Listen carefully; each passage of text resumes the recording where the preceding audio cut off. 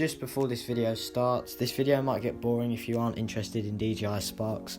So if you're not, but still clicked on this video, thank you for doing so. I hope it doesn't get too boring for you. I'd like to just say before this video starts, we are not sponsored by DJI, but we have got affiliate links. They're in the description of this video. So if you're planning on buying a drone from DJI, make sure you click our link for a discount. We'll use the credits we get to buy a drone and give it away to one of you guys. I'd like to say now that the video started, in the background is my best footage I filmed with the Spark only, nothing else. Right, the specs. The Spark has an advertised amount of 16 minutes of flight time. In my testing I've only got about 12 to 13, but sometimes it's normally about 10, which isn't great. It also has a 1080p 2-axis gimbal for shooting video and taking pictures. It's great for beginners or filmmakers to get a second shot of something they're filming, for example, but for me, you'll see why I don't like it later. Next is the 2km range. Personally, I've not got more than about 700 meters out of it, which is more than a DJI Phantom 3 standard. Sorry, Callum. The time I got 700 meters was over water and it had range extenders, so if you want to watch that video, it's in the top right hand corner. Click that link. So the drone weighs 300 grams. It's unfortunately slightly heavier than a Mavic Mini, which means you technically have got to have a license. I personally don't have one, as drone laws in the UK really aren't too strict, although you are meant to have one. It's also only about 50 grams heavier than the limit, so it's not that big of a deal if you don't have one. Overall then, Spark specifications aren't terrible, but also not amazing for 2020. Its 1080p camera and 2-axis gimbal let it down, mainly the reason why I'm going to be selling it in the next couple of weeks. Don't get me wrong, it's filmed some absolutely beautiful shots, but I feel like 4K is calling me. I'll hopefully be upgrading to a Mavic Air, which is a 3-axis gimbal and can record in 4K or 2160p, which is double 1080p for the people who like to do it in the P. In my opinion, I think this drone is for people who have an interest in drones, or want a shot of whatever they're filming, or is maybe a YouTuber, or maybe with lockdown, you're quite bored and want something to do. A drone is great as long as you aren't afraid to use it, I guess.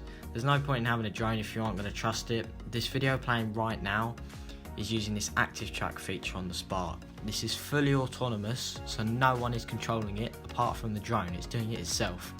There's trees either side of this ski run, and if I hadn't trusted the drone, look at the shot I could have potentially missed out on. This is just one example. This is where it starts for beginners. I think this drone is perfect for that.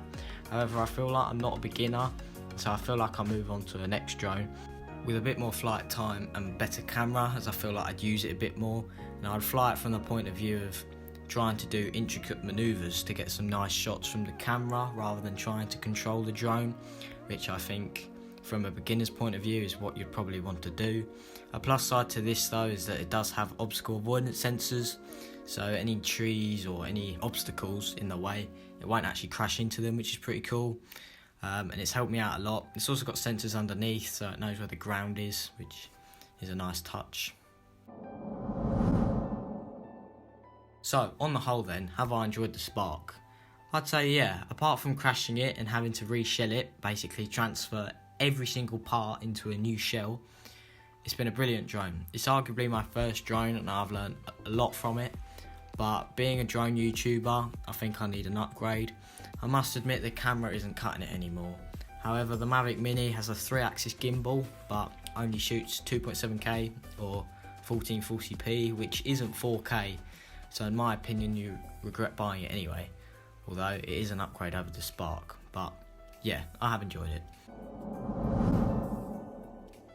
For beginners, yes, definitely. It's a very good drone for the price of one, especially when they're used.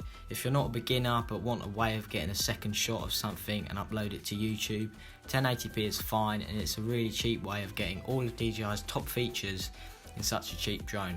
This is something you miss out on the Mavic Mini with lack of sensors and lack of quick shots and other features that you may not use, but it's nice to have. If you do fly drones though but aren't a beginner, you'll regret buying it. I've had it for about 8 months and I'm already thinking of selling it, not because it's garbage but because my knees are just too big for its capabilities.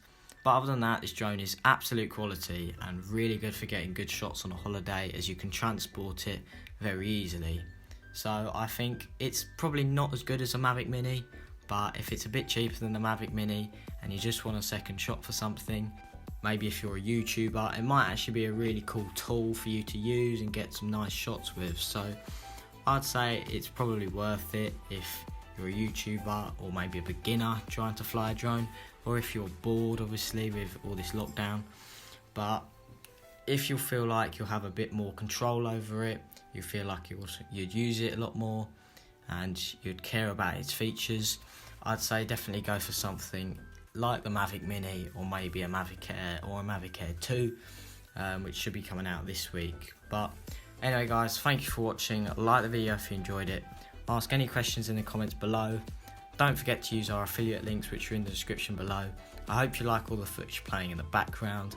Hopefully I should be getting a Mavic Air, or maybe soon, so there should be some videos on that. Is it worth it in 2020? Again, I could do a video on that. Just depends really. But thank you for watching.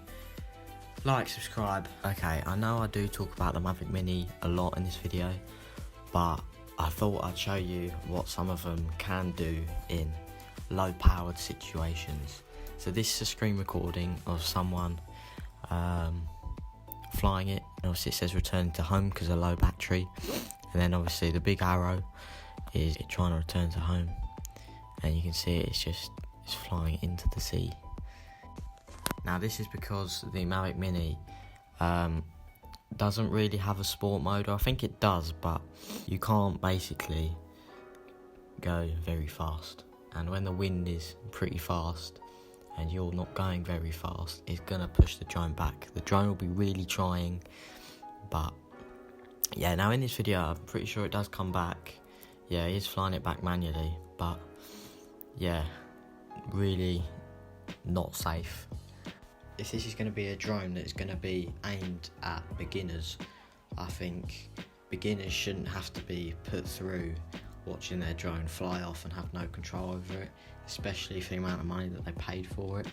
So I think there's better drones out there that don't do this but cost a little bit more. But again, I just don't think it's very safe for a beginner drone, although its specs seem good, so you could take a chance and go with it, but just be aware that it does fly away. I'm going to leave a link in the description to this guy called Ian in London on YouTube. He's done a lot with the Mavic Mini, but you can actually see a video that basically shows his drone flying away with like absolutely no control. Flies over his house, and yeah, it's kind of weird to watch. It's kind of scary. But yeah, I'll leave a link in the description if you want to go watch that. I'm not going to put it in because it's sort of copyright. And I think he's a good guy. He deserves the views, so go watch him. Anyway guys, signing off. Finally. Thanks for watching. See you later.